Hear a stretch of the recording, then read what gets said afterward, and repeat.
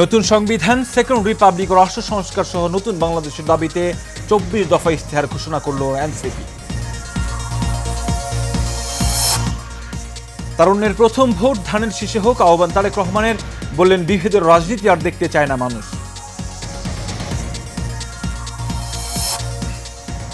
মানবতা বিরোধী অপরাধের মামলায় শেখ হাসিনার বিরুদ্ধে প্রথম দিন সাক্ষ্য গ্রহণ শেষ, সর্বোচ্চ শাস্তির দাবি রাষ্ট্রপক্ষের।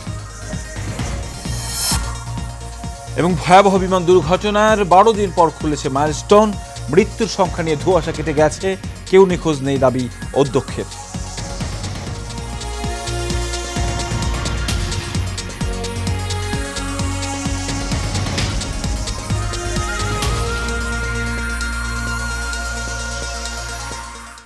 স্বাগত সকালের সংবাদের সঙ্গে আছে আমি কাউসার আহমেদ। এখন শুনছিলেন বিআরবি কেবল ইন্ডাস্ট্রিজ লিমিটেড সংবাদ ছিল। নম্বর চলে যাচ্ছে বিস্তারিত সংবাদ।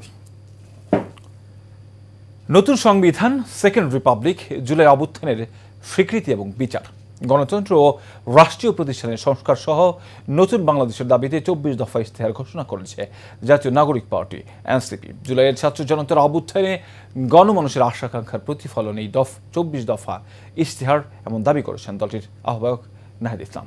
শাকত হোসেনের ক্যামেরায় রকিব মানিকের রিপোর্ট। গেল বছর ৩ আগস্ট ফ্যাসিস্ট সরকারের পতনের এক দফা ঘোষণা হয়েছিল কেন্দ্রীয় শহীদ মিনারে। ঠিক একই স্থানে আবারও জুলাই অভ্যুত্থানের মর্মবাণী নিয়ে নতুন বাংলাদেশের ২৪ দফা ঘোষণা করেন এনসিপির আহ্বায়ক নাহিদ ইসলাম। এনসিপির সমাবেশকে ঘিরে রোববার সকাল থেকেই সারা দেশ থেকে নেতাকর্মীরা আসতে থাকে কেন্দ্রীয় শহীদ মিনারে। বিকেলে পরিপূর্ণ হয়ে ওঠে সমাবেশস্থল।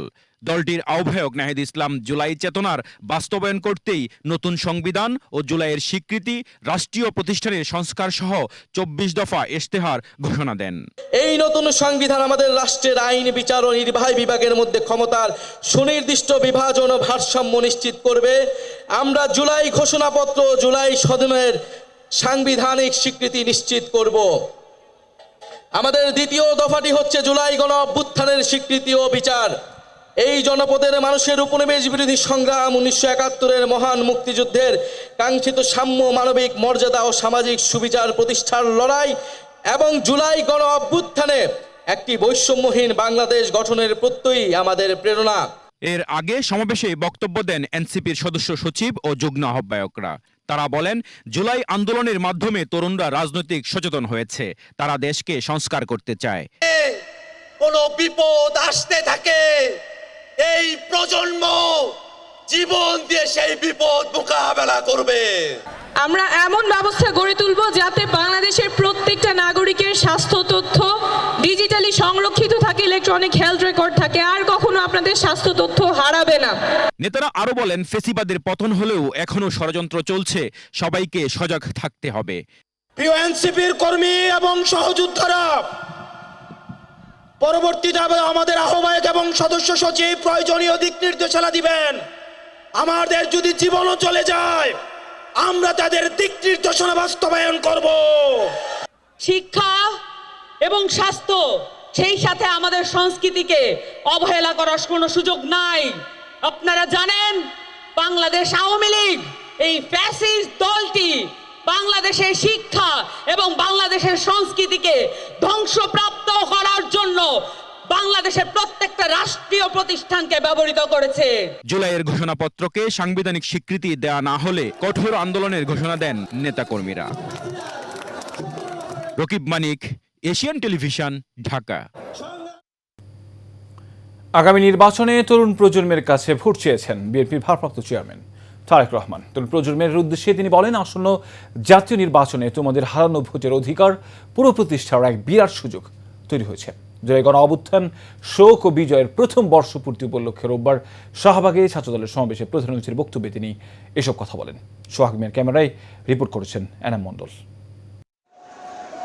বিকেলে ৩:৩০টায় কোরআন তেলাওয়াতের মধ্য দিয়ে সমাবেশের কার্যক্রম আনুষ্ঠানিক শুরু হয়। এরপর জুলাই শহীদদের জন্য ১ মিনিট নীরবতা পালন করা হয়। সমাবেশ শুরুর ঘণ্টাখানেক আগেই শাহবাগ মোড় এবং আশপাশের এলাকায় লোকে লোকারণ্য হয়ে যায়। কেন্দ্রের নির্দেশ মেনে ছাত্রদলের বিভিন্ন ইউনিট ও জেলার শাখাগুলো ব্যানার, ফেস্টুন, প্লেকার্ড ছাড়াই সমাবেশে যোগ দেন। কেন্দ্রীয় ও জাতীয় নেতৃবৃন্দের পর ভার্চুয়ালি যুক্ত হয়ে সমাবেশের প্রধান অতিথির বক্তব্য দেন বিএনপির ভারপ্রাপ্ত চেয়ারম্যান তারেক রহমান।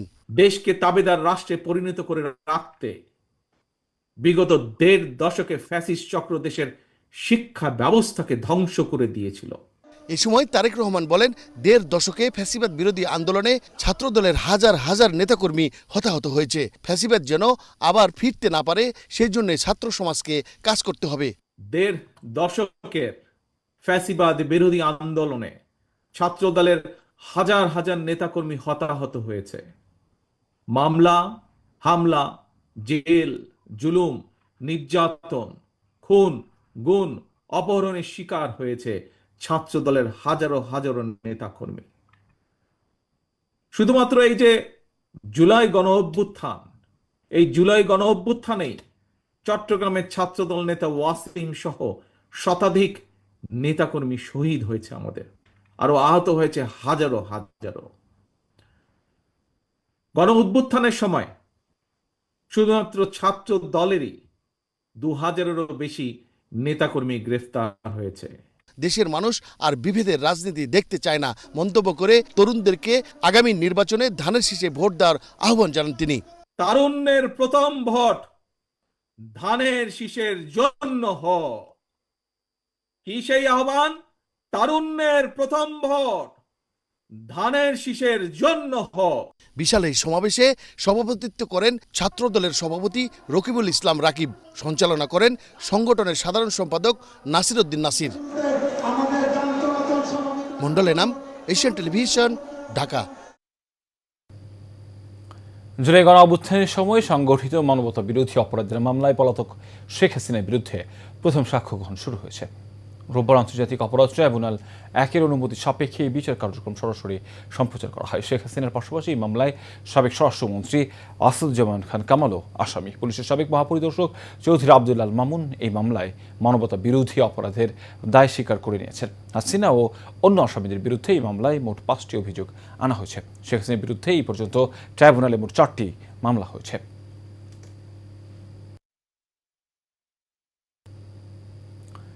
রাজধানী উত্তরায় মাইলস্টোন স্কুল অ্যান্ড কলেজে বিমান বিধ্বস্তের ১২ দিন পর আবারও শুরু হয়েছে কলেজটির কার্যক্রম। তবে পুনরায় শিক্ষা প্রতিষ্ঠান চালু হলেও রোববার কোনো নিয়মিত ক্লাস বা পরীক্ষা নেওয়া হয়নি। দিনের শুরুতেই নিহতদের স্মরণে একটি অনুষ্ঠানের আয়োজন করেন শিক্ষা প্রতিষ্ঠান। রোববার কলেজটির অধ্যক্ষ সাংবাদিকদের জানান, সবার সহযোগিতায় ভয়াবহ দুর্ঘটনা পরবর্তী পরিস্থিতি কাটিয়ে ওঠা সম্ভব হয়েছে। মৃত্যু নিয়ে আর কোনো ধোঁয়াশা নেই, কোনো শিক্ষার্থী নিখোঁজ নেই। তিনি বলেন, যাদের মরদেহ তাৎক্ষণিক চিহ্নিত করা যায়নি তাদের ডিএনএ টেস্ট করে পরিচয় নিশ্চিত করা হয়েছে। শিক্ষার্থী অভিভাবকদের আতঙ্ক ও ভয় কাটানোর জন্য কাউন্সেলিং করা হচ্ছে। অভিভাবকদের অনুরোধে ক্যাম্পাস উন্মুক্ত করে দেওয়া হয়েছে। সবাই স্বাভাবিক পরিস্থিতিতে ফিরতে চাচ্ছেন। আগামী মঙ্গলবার থেকে যথানিয়মে ক্লাস শুরু হবে। গত ২১ জুলাই রাজধানীর উত্তরায় দিয়াবাড়িতে মাইলস্টোন স্কুল অ্যান্ড কলেজে বিমান বাহিনীর যুদ্ধ বিমান বিধ্বস্ত হয়। স্কুল কর্তৃপক্ষ জানিয়েছে, এই ঘটনায় মোট ৩৩ জন নিহত হয়েছে, যার মধ্যে ২৭ শিক্ষার্থী, ২ জন শিক্ষক, ৩ অভিভাবক ও ১ আয়া। বাসা আর বাসভবনের বৈষম্য এখনও রয়ে গেছে উল্লেখ করে এই বৈষম্য দূর করার দাবি জানিয়েছেন বিএনপি চেয়ারপারসনের বেগম খালেদা জিয়ার উপদেষ্টা পরিষদের সদস্য মোয়াজ্জেম হোসেন আলাল।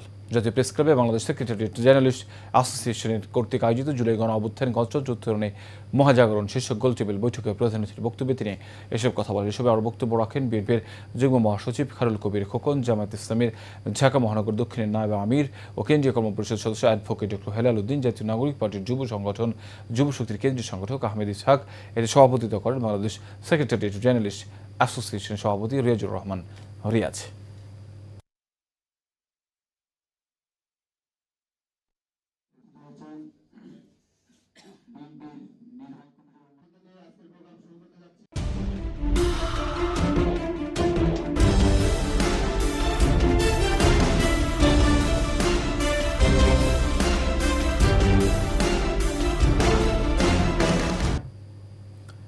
এবার জানাবো সারা বাংলার খবর। কুড়িগ্রামের রৌমারীতে বিয়ের প্রলোভন দেখিয়ে এক তরুণীকে একাধিকবার ধর্ষণের অভিযোগ উঠেছে একই এলাকার সোহেল মিয়া নামের এক যুবকের বিরুদ্ধে। এক ঘটনায় ভুক্তভোগী রৌমারী থানায় একটি লিখিত অভিযোগ দায়ের করেন। অভিযুক্ত সোহেল মিয়া রৌমারী উপজেলার যাদুরচর ইউনিয়নের ধানচর গ্রামের ইমান আলীর ছেলে। অভিযোগে জানা যায় প্রায় 1.5 বছর ধরে ভুক্তভোগী তরুণীর সঙ্গে সোহেলের প্রেমের সম্পর্ক ছিল। সোহেল বিয়ের কথা বলে তরুণীকে তার বাড়িতে নিয়ে একাধিকবার জোরপূর্বক ধর্ষণ করে। রৌমারী থানার ভারপ্রাপ্ত কর্মকর্তা ওসি লুৎফর রহমান বলেন, ভুক্তভোগী তরুণীর লিখিত অভিযোগ পাওয়া গেছে, তদন্ত করে ব্যবস্থা নেওয়া হবে।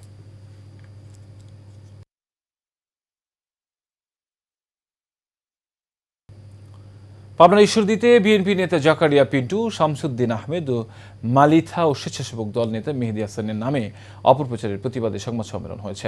ঈশ্বরদী প্রেস ক্লাব মিলনায়তনে আয়োজিত সংবাদ সম্মেলনে লিখিত বক্তব্য পাঠ করেন উপজেলা বিএনপির সাবেক সভাপতি শামসুদ্দিন আহমেদ মালিথা। এ সময় তিনি বলেন, বিএনপি নেতা জাকারিয়া পিন্টু, স্বেচ্ছাসেবক দল নেতা মেহেদী হাসান এবং তার বিরুদ্ধে মিথ্যা ভিত্তিহীন তথ্য দিয়ে মানহানিকর সংবাদ সম্মেলন করা হয়েছে। জুবাইর আহমেদের বাপ্পি নামে যে ব্যক্তি সংবাদ সম্মেলন করেছে তিনি বিএনপির কেউ নন।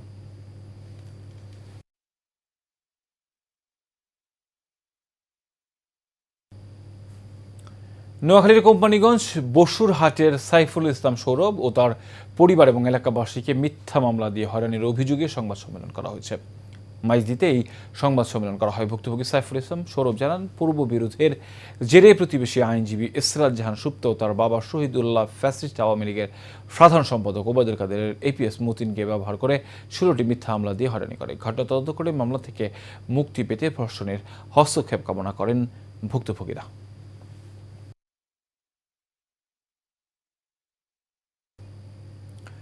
জমকাল আয়োজনের মধ্য দিয়েই বগুড়ার প্রাণকেন্দ্র বড়গোলায় গ্লোবাল ইলেকট্রনিক্স ব্র্যান্ড নিয়ে এসি ওয়ার্ল্ড বগুড়ায় দ্বিতীয় শাখার উদ্বোধন করা হয়েছে।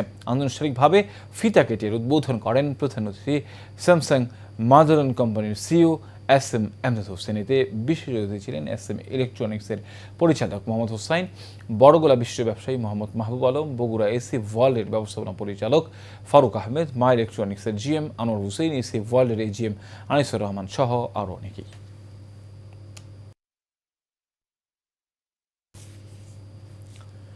যশোরের বেনাপুল কাস্টমস হাউজের নবাগত কমিশনার খালেদ মোহাম্মদ আবু হুসেনের যোগদান করার পরেই নানা অনিয়মের অভিযোগে 140 জন এনজিও কাস্টমস হাউস থেকে অপসারণ করা হয়েছে। C&F এজেন্ট ব্যবসায়ীদের অভিযোগ ছিল, কমিশনার দপ্তর থেকে শুরু করে শুল্কায়ন ও পরীক্ষণ গ্রুপ পর্যন্ত প্রতিটি শাখায় 2 বা ততোধিক এনজিও অবস্থান করে আমদানি রপ্তানি বাণিজ্য মারাত্মকভাবে ক্ষতিগ্রস্ত করত। তাদের ধারা কাস্টমস কর্মকর্তারা অনৈতিক কর্মকাণ্ডে বেশি জড়িত ছিল, ফলে এসব এনজিওরা অল্পদিনে কোটি টাকার মালিক বনে গেছে। গাজীপুরের কোনাবাড়িতে গাজীপুর সাংবাদিক সমিতির কার্যালয় উদ্বোধন করা হয়েছে। নিউ মার্কেটের 2য় তলায় এই কার্যালয় উদ্বোধন করা হয়। গাজীপুর সাংবাদিক সমিতির সভাপতি শফিকুল ইসলাম সাহেবের সভাপতিত্বে কার্যালয়টি উদ্বোধন করেন কোনাবাড়ি মেট্রো থানা বিএনপির প্রতিষ্ঠাতা সাবেক সাধারণ সম্পাদক সাজ্জাদুর রহমান মামুন। এ সময় কোনাবাড়ি মেট্রো থানার যুবদলের সিনিয়র যুগ্ম আহ্বায়ক engineer Jalal Uddin, channel S এর প্রতিনিধি জামাল উদ্দিন সহ গাজীপুর সাংবাদিক সমিতির অন্যান্য সদস্যরা উপস্থিত ছিলেন।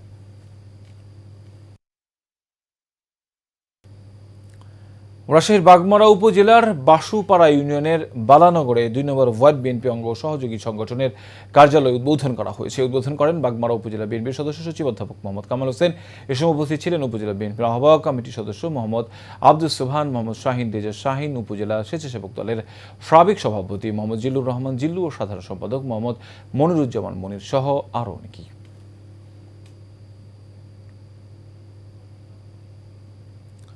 মানিকগঞ্জের শিবালয়ে নিরাপত্তাহীনতায় ভুগছে এক প্রবাসীর পরিবার। ডাকাতি ও শ্লীলতাহানির চেষ্টায় থানায় লিখিত অভিযোগ করেছে ভুক্তভোগী পরিবার।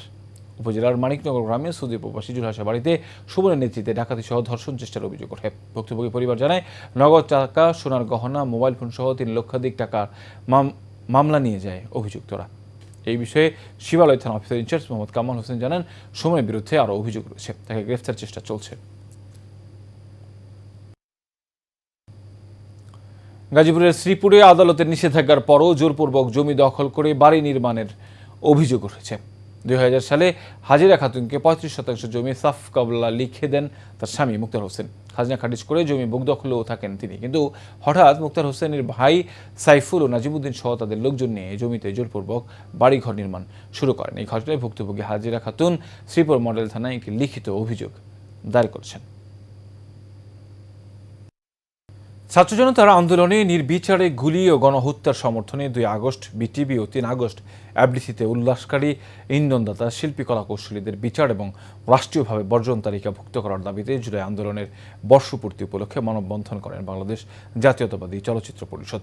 রবিবার রাজধানীর এফডিসি গেটে চলচ্চিত্রের কালো দিবস উদযাপন কমিটির আহ্বায়ক ও চলচ্চিত্র পরিচালক বদিউল আলম খোকনের সভাপতিত্বে এবং সদস্য সচিব ও চলচ্চিত্র পরিচালক নাসির উদ্দিন মিলনের সঞ্চালনায় চলচ্চিত্রের কালো দিবস উদযাপন ও মানববন্ধন হইতে প্রধান অতিথি ছিলেন বিএনপির জাতীয় নির্বাহী কমিটির সাংস্কৃতিক বিষয়ক সম্পাদক ও চিত্রনায়ক আশরাফ উদ্দিন উজ্জ্বল। উপস্থিত ছিলেন জুলাই আন্দোলনের যুদ্ধ অভিনেতা, অভিনেত্রী, পরিচালক, প্রযোজক, চলচ্চিত্র শিল্পী ও কলাকৌশলীরা। বগুড়ায় দিন দিন জনপ্রিয় হচ্ছে বিদেশি ফুল জারবেরার চাষ। উপজেলা কৃষি অফিসের সহযোগিতায় গোবর্ধনপুর গ্রামের আফসার আলী জারবেরা চাষ করে পেয়েছেন সফলতা। জেলার গোবর্ধনপুরের আফসার আলী 2 বছর আগে রাজশাহী বিভাগের কৃষি উন্নয়ন প্রকল্পের আওতায় ভারত থেকে জারবেরা ফুলের বিভিন্ন জাত সংগ্রহ করে চাষ শুরু করেন। তার বাগানে চাষ হচ্ছে লাল, হলুদ, সাদা, বেগুনি, গোলাপি সহ 9টি রঙের জারবেরার ফুল। 8 লাখ টাকা বিনিয়োগে এখন পর্যন্ত 30 লাখ টাকার ফুল বিক্রি করেছেন উদ্যোক্তা আফসার আলী। তার সফলতা থেকেই জারবেরা চাষে আগ্রহ বাড়ছে স্থানীয় আরও অনেকের।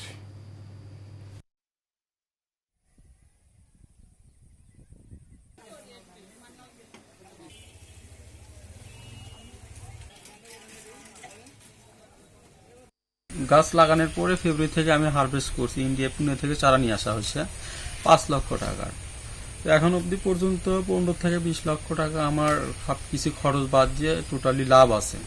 চাকরি করে কয় টাকা ইনকাম, ব্যবসাতে মোটামুটি ভালো ইনকাম করা যায়। এই জন্য আমি আসলে এই কাজটাতে জড়িত হওয়ার চিন্তা ভাবনা করতেছি। চাহিদা অনুপাতে পাই না, শুধু বাইরে থেকে আনতে হয়, সেক্ষেত্রে অনেক দাম বেশি পড়ে যায়।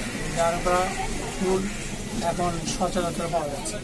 উনি জারবেরা ফুল উৎপাদন একই সাথে একদিন পর পর প্রায় 10 থেকে 12 হাজার টাকা জারবেরা ফুল উনি বিক্রি করছেন বাজারে। একই সাথে জারবেরা ফুলের সংরক্ষণ ক্ষমতাটা একটু বেশি, এটা সহজেই নষ্ট হয় না, এই জন্য এটার বাজারে চাহিদা বেশি।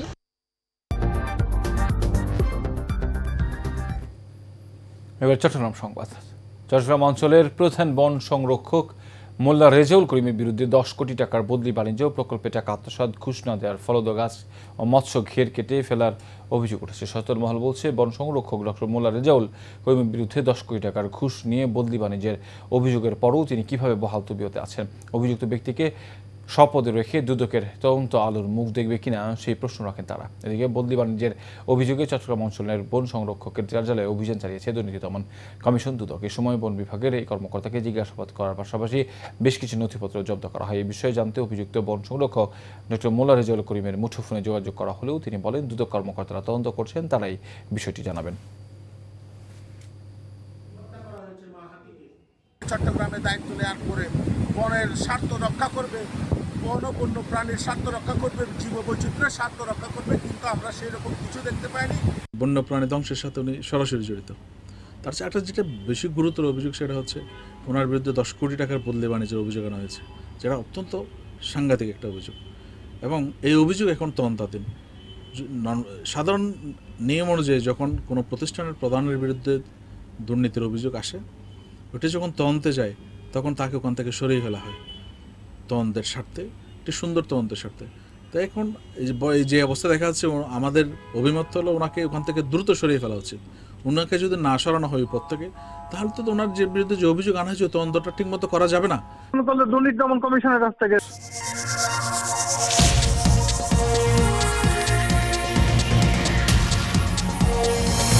নতুন সংবিধান, সেকেন্ড রিপাবলিক ও রাষ্ট্র সংস্কার সহ নতুন বাংলাদেশের দাবিতে 24 দফা ইশতেহার ঘোষণা করল এনসিপি। তারুণ্যের প্রথম ভোট ধানের শীষে হোক আহ্বান তারেক রহমানের, বললেন বিভেদের রাজনীতি আর দেখতে চায় না মানুষ। মানবতা বিরোধী অপরাধের মামলায় শেখ হাসিনার বিরুদ্ধে প্রথম দিনের সাক্ষ্য গ্রহণ শেষ, সর্বোচ্চ শাস্তির দাবি রাষ্ট্রপক্ষে। এবং ভয়াবহ বিমান দুর্ঘটনার 12 দিন পর খুলেছে মাইলস্টোন, মৃত্যুর সংখ্যা নিয়ে ধোঁয়াশা কেটে গেছে, কেউ নিখোঁজ নেই দাবি অধ্যক্ষের। এশিয়ান সকালের সংবাদ এ পর্যন্তই। পর সংবাদ দেখার আমন্ত্রণ রইল। ধন্যবাদ সবাই।